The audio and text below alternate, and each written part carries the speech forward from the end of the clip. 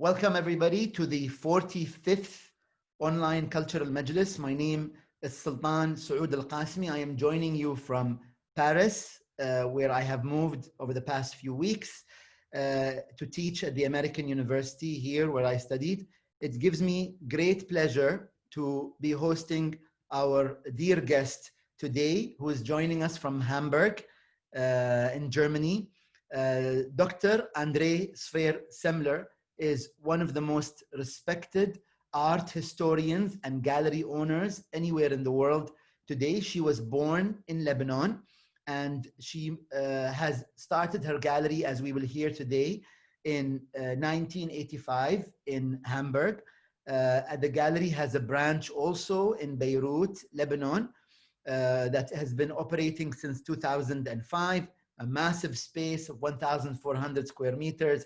We will see images and hear all about it.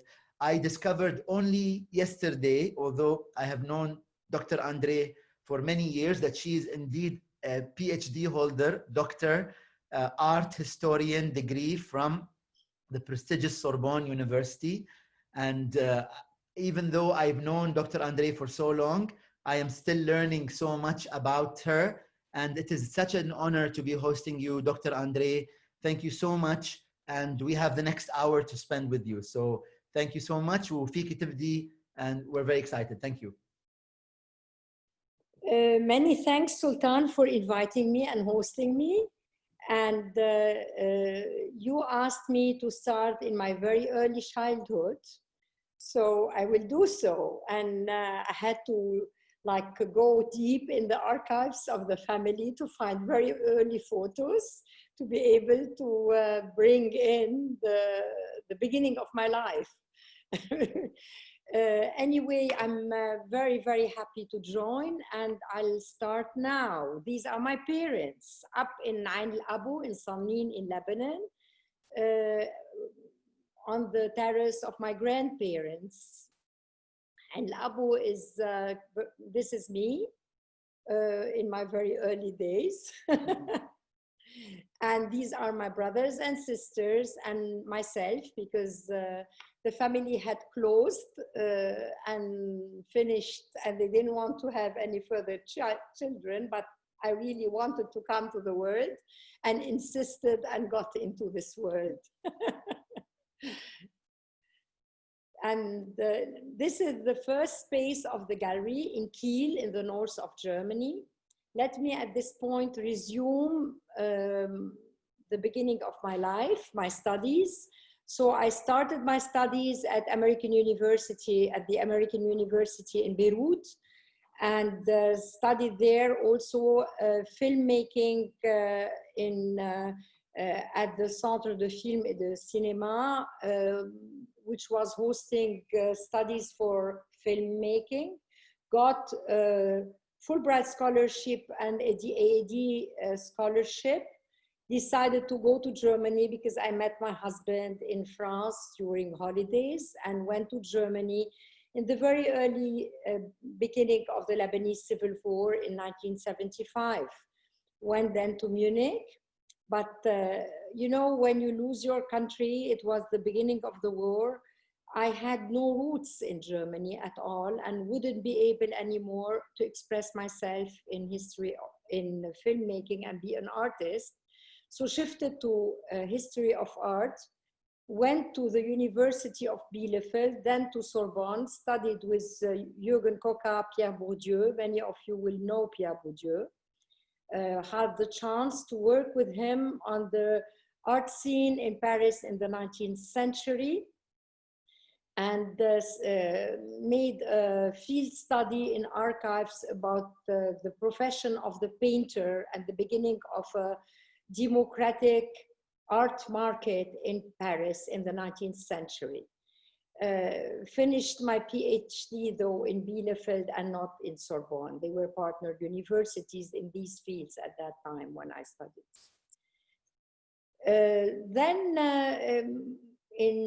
My husband had a position in Kiel in the very north of Germany, and when I finished my PhD, I had a little girl, Lara, and decided not to continue and teach art history at university, jumped into cold water when I was offered a space that a gallerist was leaving. And this is the first floor of this building, and this was back in 1985 when I first started the gallery. It was a real jump into cold water. I didn't know anything about contemporary art. I knew art only from the art historian point of view and not about the actual. I didn't know what it means to manage artists, to represent artists. Therefore decided to start actually with very known artists. These were other times. Today it would not be possible. I took the phone and started calling artists I would like to exhibit and just started working with them. This is me installing a sculpture by Ian Hamilton Finlay, an amazing conceptual Scottish artist who passed away, and we still work with the estate. In fact, I sold this morning a sculpture by Ian to a beautiful collection. And I'm installing this Venus, who is the wife of Zeus.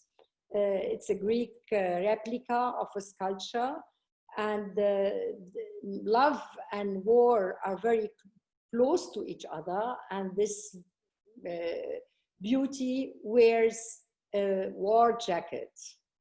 No command, it would take us too far. We don't have more than an hour.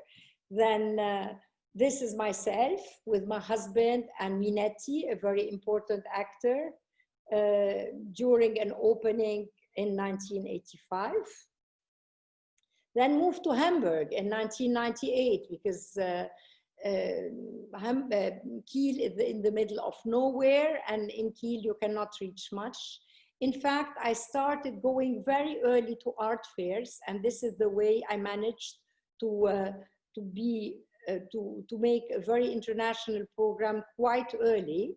Decided very early to represent mainly conceptual and minimal artists, because the more you work, the more you look, the more you need to just see art that expresses big things with very few means.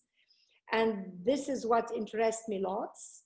This is the first gallery I had opened in Hamburg in '98, and this is a work on the window by Robert Barry, an amazing conceptual and minimal artist, American, who became, I mean, when you represent an artist over years and decades, he becomes a member of the family. And very often my daughter and husband are jealous from my artists. They often wonder if I love them as much as I do love my artists, because your artist is your family. You spend more time in your office and with your artists. You work all day, you fight for the career of each and everyone.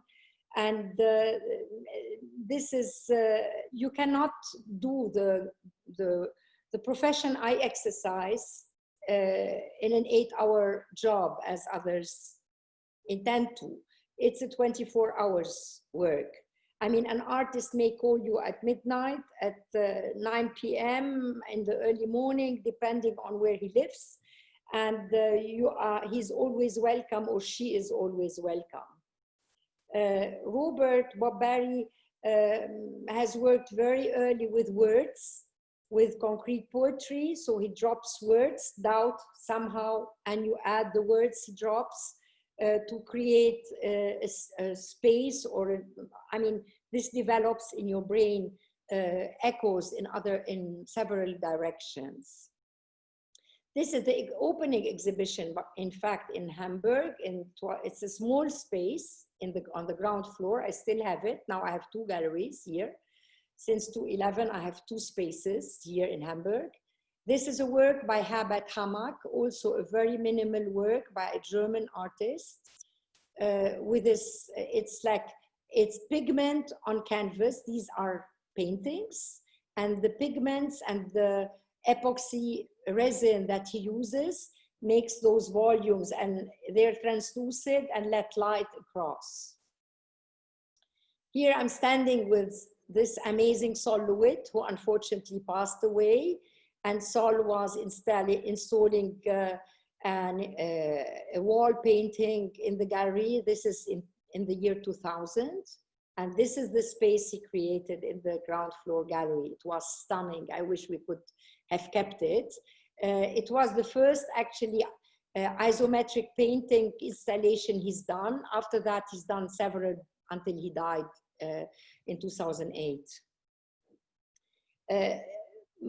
I mean, as I say, when I started the gallery, I used to work with artists who could be my father's grandparents, and now I shifted slowly to young artists. This is an installation by Daniele Buetti, a Swiss artist who works a lot about pop culture. This is another installation by Hiroyuki Mazuyama. Hiroyuki is a Japanese artist, and the meadow you see that the people are looking at is a meadow made with thousands of flowers, which he collects all over the year, and makes a 12 months meadow. It's all Photoshop, and this installation was done in around 2008. And he also flies from A to B. For instance, on the left, you see a short flight, probably, let's say London, Hamburg, and he makes a photo every 20 seconds from the plane. He made like a flight all around the world with 27 meters.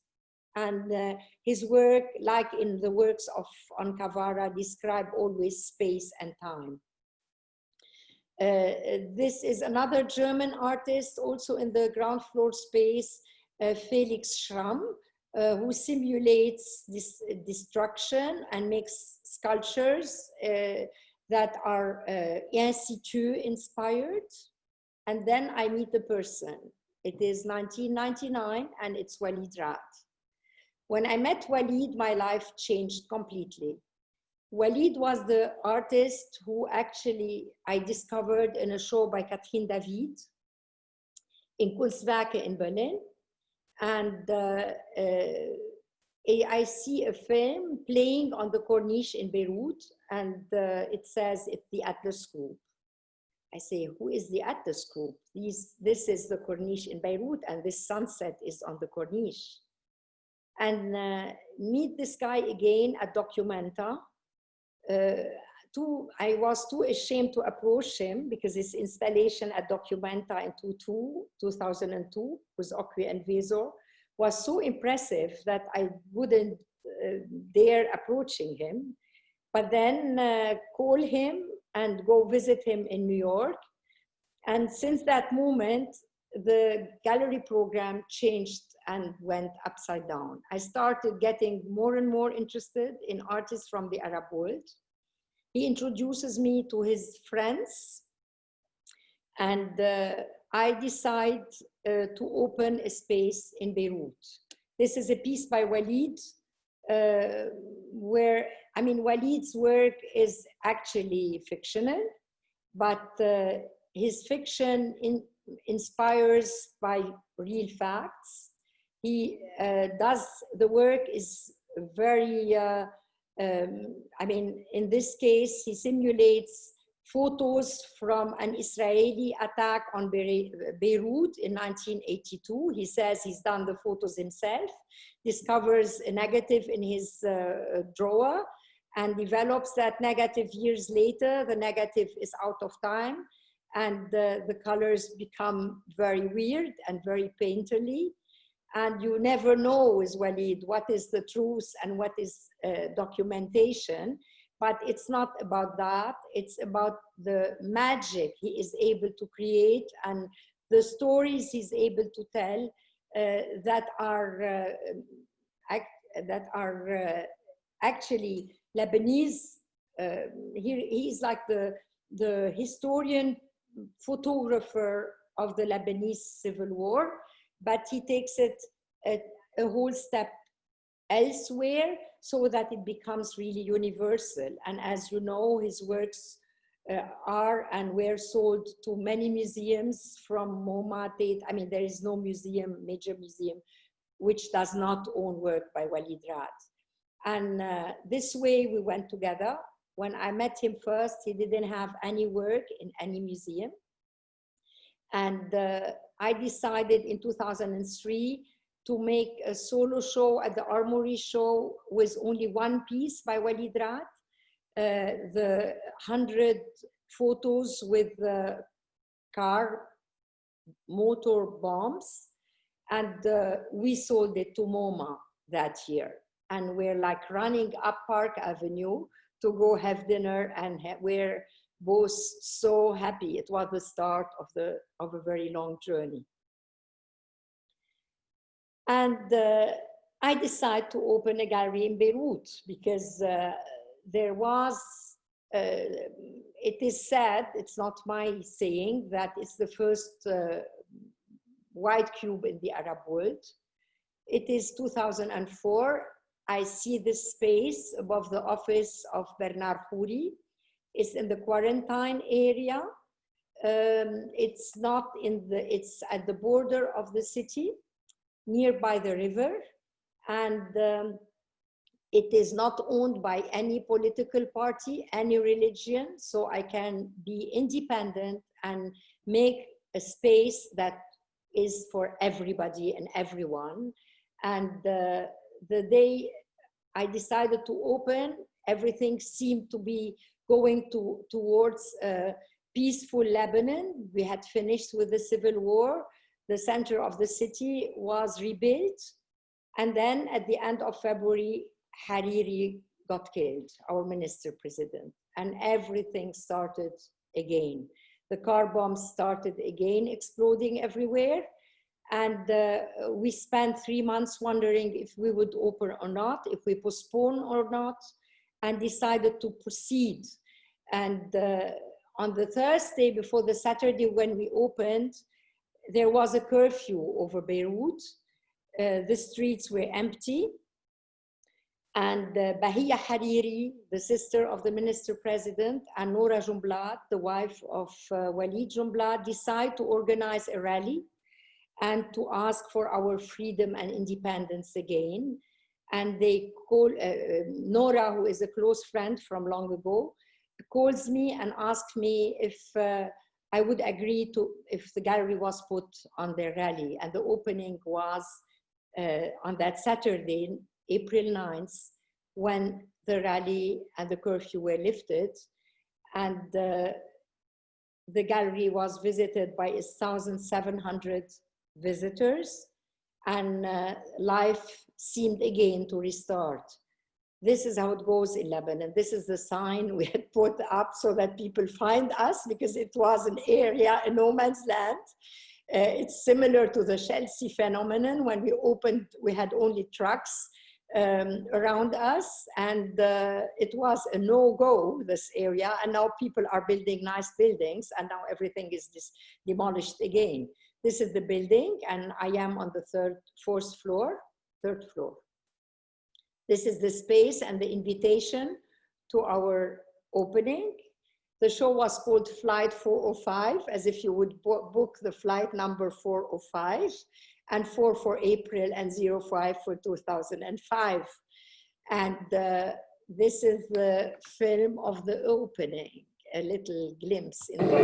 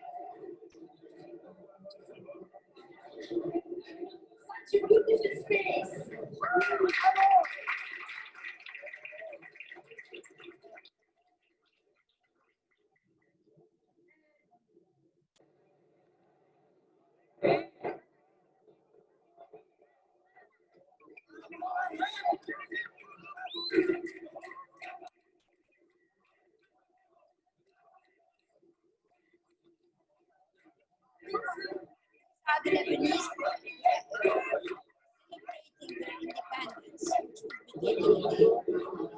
This is in the center of the city.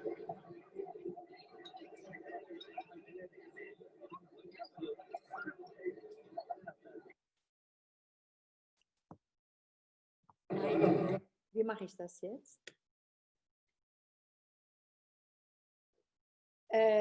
This is a piece by Michelangelo Pistoletto, a conference table in the shape of the Mediterranean Sea with a mirror on top, and each country has a chair, and it becomes like the Mediterranean countries meeting all together. This is a wall drawing by Sol Lewitt in the space. I'm going to just scroll a few exhibitions we've done in the space in Beirut. This is an installation by Walid Raad in Beirut with his Louvre objects. The story of these Louvre objects is that when these Louvre objects were created to go to Louvre Abu Dhabi, they contaminated each other. And when they got unpacked in Abu Dhabi, their shadows were different than the reality.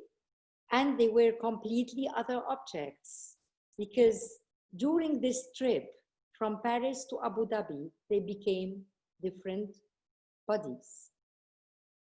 It's about the reading of objects in different socio-geographical situations. This is Gabriel Khoury, the Mexico-Lebanese artist. This is Hassan Sharif with an amazing big exhibition. When he walked into the gallery and saw the show, he was like so moved, because it was actually the first big show in such a space that he had experienced. Back in Hamburg, this is a show by Anna Boughigian about slavery and about freedom and about having to leave countries. This is the rest of a boat. This is the sail to that boat. This is a show also in the new space in Hamburg on the first floor of the other space. This is an installation by Dineo Bopape. She is a South African artist, is now nominated to the Artist Mundi Prize and will have a show shortly in Cardiff in Great Britain. She works about freedom on the clumps you see here are clumps that were made. It's a piece of clay, and if you take it in your hand and leave it, it's how it becomes.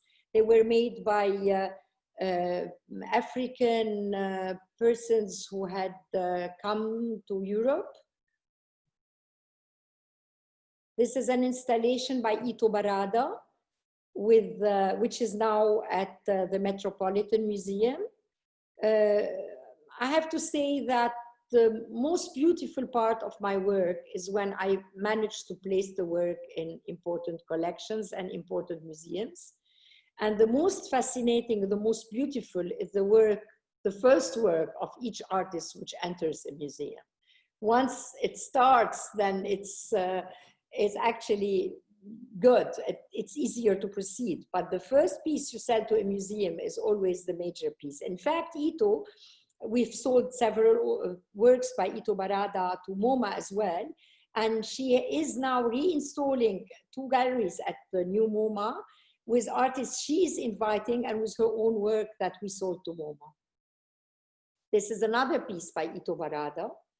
Those palm trees became like a sign of Yto, and Tate Modern has a palm tree. Marwan Kassabashi. I consider Marwan really the most important and the most interesting modern artist from the Arab world.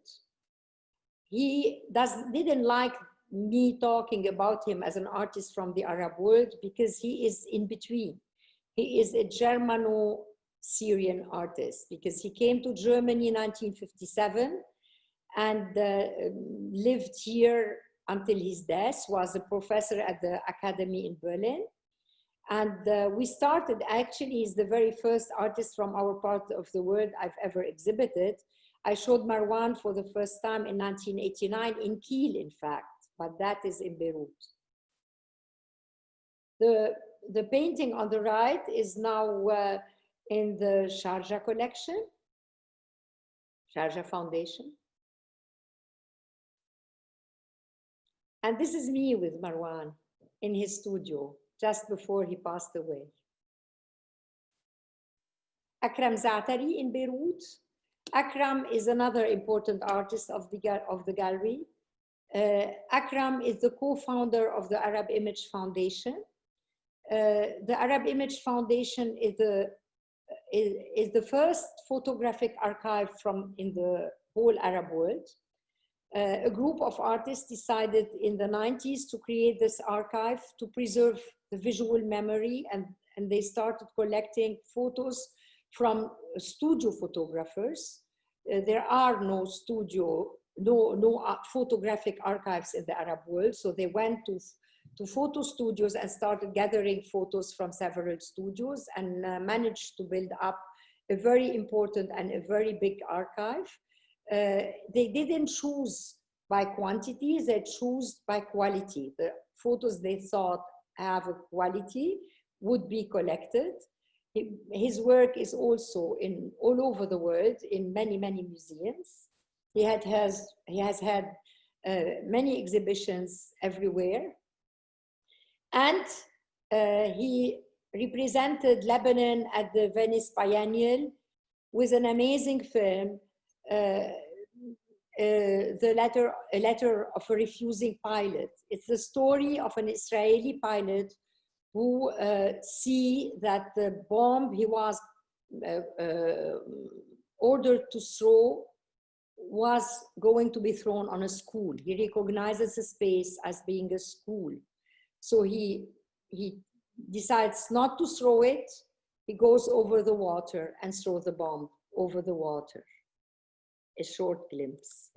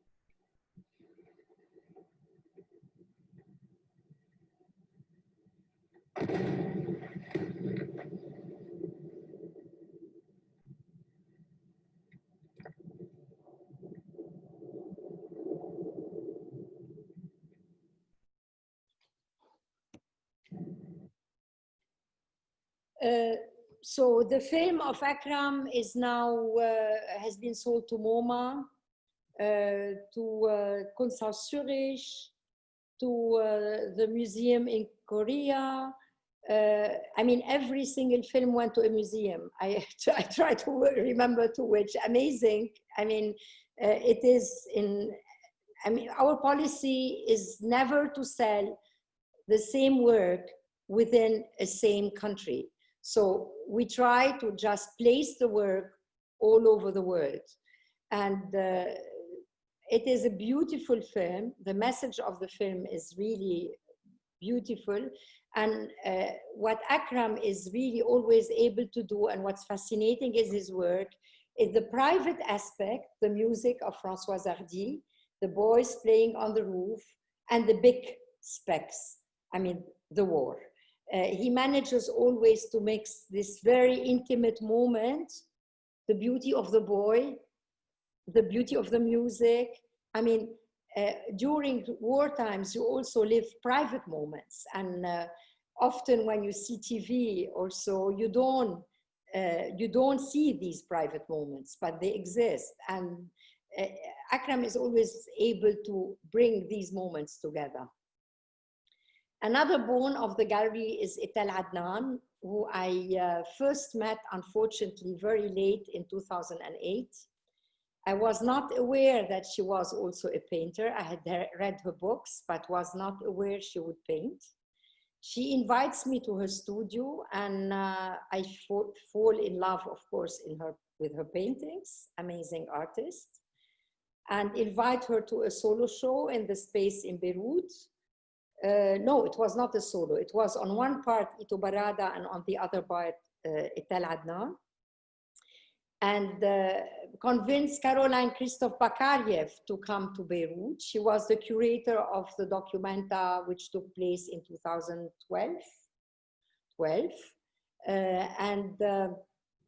Caroline falls in love when she enters the space in Etel, and she says, during the opening, she addresses Etel and asks her, Etel at that time is 85 years old, and she asked her, I would like to invite you to Documenta. Do you accept my invitation?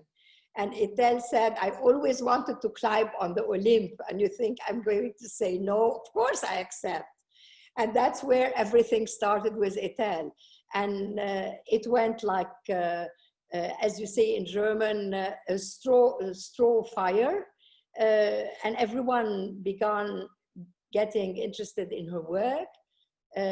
Hans-Ulrich Obrist is now her best advocate. He loves the work. And needless to say that everybody longs for an Etel, but we're very difficult on selling Etel. Sultan has managed to get an early one, of course, and because we are always keen on placing the work. We are aware that she's not 20 anymore, she's 95 now, and we're aware that we need to place the work in the most important collections. And so we always research who is buying the work to make sure it's in good hands. And we managed to place them in many, many museums. Rayan Tabet, Etel is the eldest from our artists, and Rayan is no longer the youngest, but one of the youngest. I met Rayan in 1998, and at that time, Rayan was 18 years old. I was invited to give a summer school in Beirut and had like 15 students in a studio course over the summer. And when Rayan introduced me to his work and asked each student to prepare a work, and we met a week later, and each of them had to bring a work with him. And the work of Rayan was so touching, so emotionally loaded, at the same time so bright, that I really could not give any critique. I had to cry while talking about his work. And then went to him after the class and asked him if I may visit him in his studio. And he laughed and said, I don't have a studio, but you are welcome to come to my bedroom. So I went to a teenager's bedroom, like 12 square meters big. And he gave me his first studio visit in his bedroom. And and this is the first show we gave him, the first solo show we gave him. I managed to convince him to go to the States to study at Cooper Union. Then he came back with his first show that we made in 2013 only, not before, because I told him, when we start showing you, everybody will want the work and we're going to burn you within a few years. You have first to solidify your studies, to become a strong artist, and then we start. And this is the policy I always have. I'm never in a hurry. I always take the time and give the artist the time to finish the work properly. We work with several artists who are very slow on giving us works. This is a piece that is really very much the portraiture of the Arab world. It's the pipeline that transports, it's a revisited pipeline that transports the oil from the source in Saudi Arabia to the raffinery, to the distillation in Lebanon, in the south of Beirut.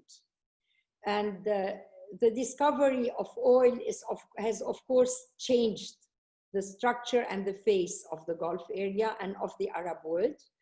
And he had worked on the archaeology of this phenomenon. And what I always try to find with my artists, the work has to be rooted within a historical and a socio-geographical concept, but it must be art. It must be actually formally of very high quality. Only then I'm interested. If you would have put a pipeline, wouldn't be interesting. But each of these rings is engraved with the distance from the source, with the height over the water, and the latitude and the longitude. So each of these rings becomes unique. And at the same time, it's a specification and the description of a landscape that goes from the Gulf area through Syria, through Jordan, through Syria to Lebanon. So it is like, and through the Golan Heights. So it is actually the description of a whole socio-geographical landscape with only steel rings.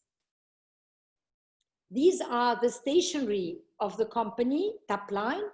The shape is not an A4, even the paper is different. And it's those papers he found in the offices of Tapline, and those letterheads of that company has been structured by weather, nothing else. It's a found piece of art that he only framed, and he hung them all over the space in the gallery. And those are the three companies that created Tapline: Mobile Oil, Caltex, and I don't know, doesn't matter. Another piece by Rayan Tabet in Hamburg in the space. These are concrete elements that you have to do when you're building a house. And this house was built. They destroyed a villa. You see the elements in marble that are laying on the floor, and the concrete elements are the pieces which were where the building was built. But a beautiful house had to give space to that building. So he manages to make an archaeological site in a gallery, and he manages to use words, aesthetics that are always very impactful and beautiful, without telling the story. You feel it, but you don't see it. Can you give me the white card? In fact, the persons who are in our mailing list must have received this white card. Can you see it? It's an artwork by Rayan Tabet, which we sent out now after the explosion in Beirut. all over the world. Sultan, you must have received it somewhere. And we embossed on it Beirut, August 4th, 2020, 1807, 43 seconds to 1808, 18. No one will know it's Rayan. You just get it in an empty envelope. If you get one, don't throw it. It's like an Ankara postcard of the 80s. Another piece by Rayan, which is showing at this moment at the Metropolitan in New York. Not exactly this piece, but parts of this installation, but I'm not going to go into it. Another major artist of the gallery is Wael Shawky. Wael is Egyptian. He is probably the most Baroque of our artists. He is a storyteller. He is a 1001 Night storyteller. And he tells the stories of our history in a fabulous way, in a fantastic fantasy world. This is an installation he made in Beirut. And the Crusades from the Arabic point of view is a trilogy which also showed at Documenta, at PS1 in MoMA, and many, many other museums. I'm going to give you a glimpse into the third part of this film that I think this passage is absolutely amazing.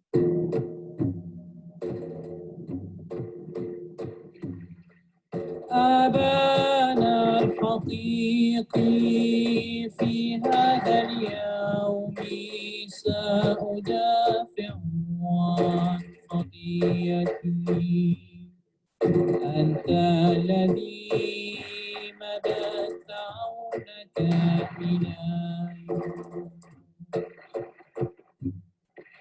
في جوف الحوت وأخرجته سالما من هنا وبعدما وفرت ملكا لنا أنقذت عبدك دانيا من بين أنياب الأسد الشجاع المغفر ووقيت الأطفال الثلاثة وسط النار مولاي اجعل هذا اليوم هيبتي وعوني وإذا كان يرضي امنحني ذلك قبل نهاية النهار لأنتقم تماما لابن أختي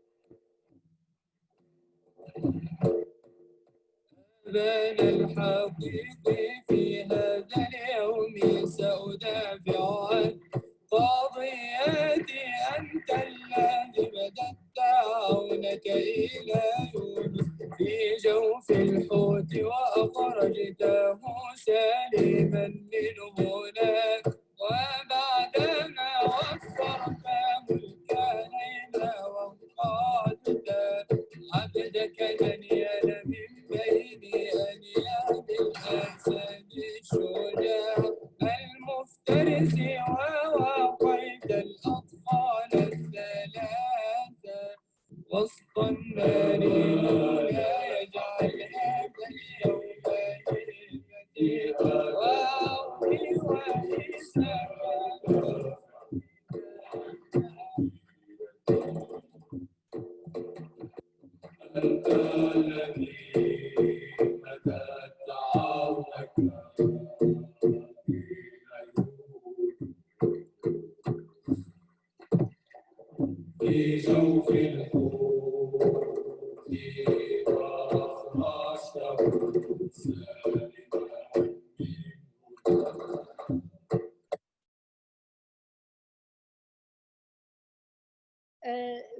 I mean, Wael did everything in this film. He found the music, he made the glass marionettes. It was an enormous production. And we managed to get on board the museum in Düsseldorf, K20, and he could film there. I mean, it was an immense production, but so incredible. I mean, the three films are absolutely incredible. Each of those three films, in his films, well, he used marionettes to make the Crusades. If he would have used humans, it would have been the most brutal film on Mother Earth. But having used glass marionettes, ceramic marionettes, or old marionettes, makes it a step further. So this is why I like this type of work. It's actually fulfilled art, but with so much impact and importance, right? Another of my artists, Marwan Rechmaoui. This is Beirut Caoutchouc, who many of you know from Tate Modern and have run on top of it. Marwan is an installer, and this work is in Reina Sofia in Madrid. This is in the collection of Saradar Foundation in Lebanon. And he is an artist who actually is an urbanist at the same time. His sculptures and installations are socio-geographic portraits of countries and of the Arab world. In this case, it's the floor map of Beirut with the streets, the districts. This is a building that was illegally built in Lebanon in front of his studio. And these are flags that are embroidered and describe each single quarter of the city. And Marwan, at this very moment, is in the space preparing his next show. The next show we will be doing, inshallah, if the situation in Beirut allows, will be Marwan Rechmaoui. Rabi Amroui, a performer, an amazing performer, probably one of the most important in the world. Anyway, the prizes he's gotten prove it. And it's not yet official. We are actually only allowed to announce it in 15 days, but he just got a very important German prize, the Schering Stiftung Prize, which will give him a solo show at Kunstwerke in Berlin and a monography and quite a big amount of money. And this is the second time in 10 years that one of our artists gets this prestigious prize. Wael Shawi in 2010, and now Rabia. And this is really something, because you can imagine how many artists are taken into consideration. That 2 Arab artists through our gallery get this prize in Germany is really an award for us as well. Timo Naseri. Today, Art Dubai just launched an online viewing of Timo. You can go visit it after this Zoom conference. Timo is an Iranian German artist living in Berlin. In this case, he has worked on an alphabet, a universal alphabet inspired by ethnical signs. This show took place in Beirut in the winter of 2018. This is Munira Salah, a beautiful woman artist from our gallery who works a lot with textile and makes drawings. She has been doing drawings with Syrian refugees. This is her show in Beirut in summer 2018. And those drawings are made on the yellow American paper block on the spot with the refugees when they tell her their stories. She was at the last Documenta. She is now showing in Brussels, in Wales, and her work is in the Art Institute in Chicago, in the museum in Qatar, and in many other places. And she works about the ecology, the destroyed ecology in our country. So she filled water from all over to show the dirt that we have in all our water in Lebanon. Talking ecology, I invited in the winter of 2018 to Beirut a couple of Swiss artists, Steiner and Lenzlinger. I would do like this once in a while, a program point of artists who we do not represent because we consider it's important to refresh the eye. And they did, with the garbage that they gathered around the gallery, this amazing installation that was so poetical. You can't transport it in images, you have to walk it, in fact. The Laurence Abou Hamdan is now the youngest artist of the gallery. Laurence is an artist who fights for human rights. He makes video installations.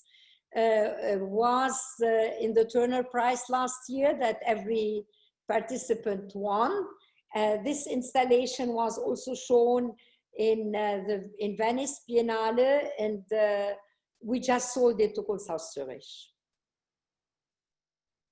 This is Khalil Rabah with a sculpture that is now on show in Centre Pompidou. It's inspired by a painting. Sultan, was the name of the painter, the modern painter? Sleiman Mansour from Palestine. Thank you, Sleiman Mansour. And this old man has lost Jerusalem that he was carrying on his back. It's such a stunning sculpture. So sad and so beautiful. This is our cinema in Beirut. And on the 4th of August, this cinema got destroyed, but I'll show you in a minute. This is the last show we managed to do in Beirut. This is Etel Adnan with a wall painting in the entrance of the space, which we managed to do in January 2020.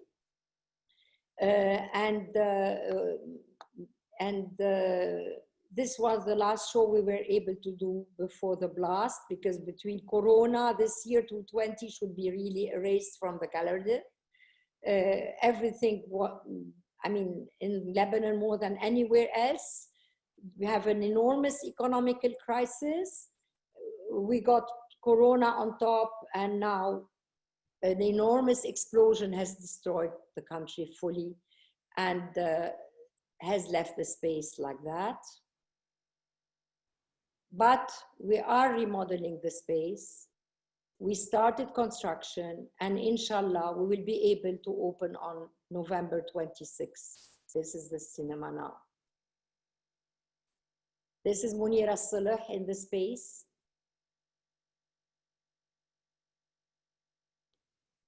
Thank you. This is it. Thank you so much, Andrée. I will stop sharing your screen.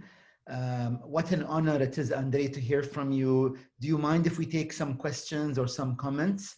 I will open up. I'll invite a couple who I see their videos are on, so I already narrowed down the list. I'll see if, oh, how do I stop this video? Oh, stop participant sharing. So, Andrée, I will invite maybe Antonia to say a few words. Antonia, go ahead. Oh, Sultan, you put me on the spot, and I'm feeling very moved by Andrée's talk. Thank you, Andrée. Like Sultan, I feel I've known you for a few years, but today I learned so much, and thank you. This is a beautiful talk, and our hearts are with you and everybody in Beirut. at this time, and we wish you all the best for the reopening. I guess I just wanted to ask you about the art of being a gallerist. You know, you have many artists, you talked about Rabia, for example, who are not commercial artists as the world might see them. And about this very, very kind of careful balancing act that you have to make as a gallerist between allowing artists to make a living while allowing them to be the artists they want to be.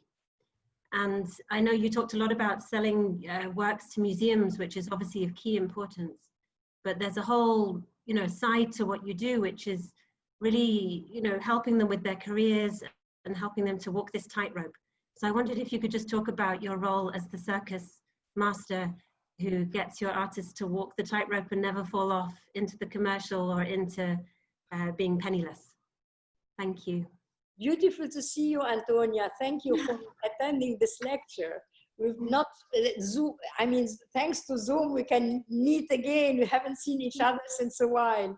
I mean, you are one of those who support our program. Jamil Foundation has several of our artists. And as you know, I mean, I'm a passionate friend of my artists, a passionate advocate for each of them. And I always actually prevent and care for their work more than anything. And I would never, I mean, I do everything they want. I wish I could walk you through the space to see Walid Raad's installation. Can we share it on, we cannot share this, the desktop? Okay, do that. Because I mean, the installation we have now in Hamburg is of Walid, proves how much we're not interested into the commercial. And we are, this, can we share our screen, my screen again? Yeah, yes, sorry, I had to disable because somebody uninvited tried to share their screen. Advanced. So this is the talk we have on now. Yes, you can share now, you can share now. And Andrée, yes, oh wow.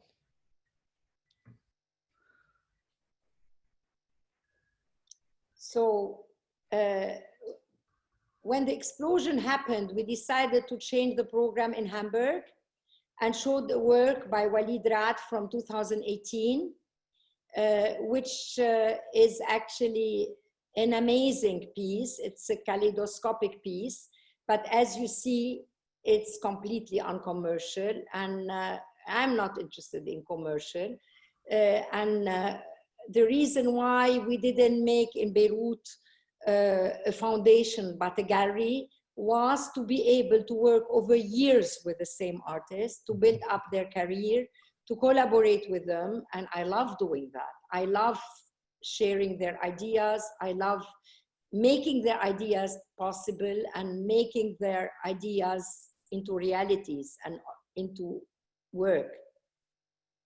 But Antonia, this is only possible because there are collections like Jamil Foundation who support our work. Otherwise, it would not be possible.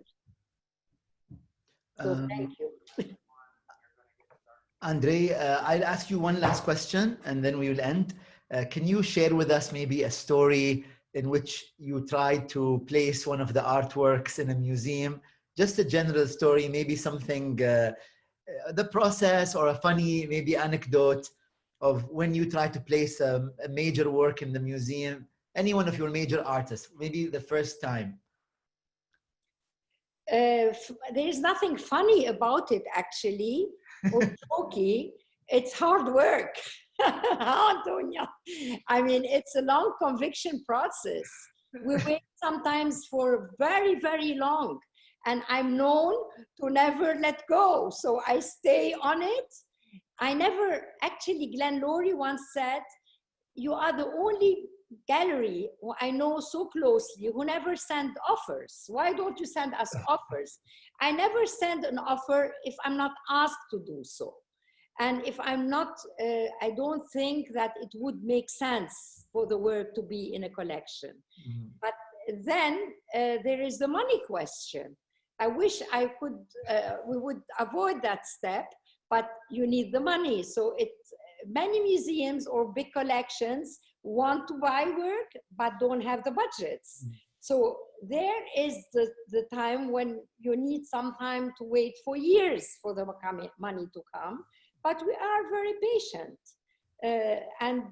So it has always, or very often, a happy end, because the work ends in the collection, and that's what we want. Okay, one last question. Did you ever regret selling a work to a collection or a museum? I'm thinking. Actually, I must say, almost none of the works we sold so far has gone back to auction. Because we think long before we, I mean, you can bet we have like daily, many dozens of inquiries for Etel Adnan paintings. We answer very politely and we say that we don't have anything available, because we are very careful about where the work is going. Regret of selling a work? Nothing that comes on the top of my mind now. Okay, I will bring this to an end. I'm so grateful to Dr. Andrée Sfeir-Semler. Really, Andrée, I just want to say maybe a couple of words before I close, that you are one of the shining lights of our region. You are an ambassador of the Middle East in Europe, and also an ambassador of Western art to the Middle East. Your space shows artists from all over the world, regardless of their origin. I am so grateful for everything you've done. Some of the best works in Barjeel have come from your collection. So thank you so much, Andrée, for all the work you do, whether it's in Hamburg or Beirut. I am rooting, and all of us are rooting for your space in Beirut. When it reopens, we will share, we will like, we will love everything you do and you continue to do. Thank you so much. And to my dear attendees here, if you are able to join the Afikra talk with my colleague and dear friend, Suhaila Takkesh. Thank you all. And thank you, Andrée. See you very soon, everybody. See you. Bye-bye. Much. Bye-bye. Bye-bye. يعطيك العافية.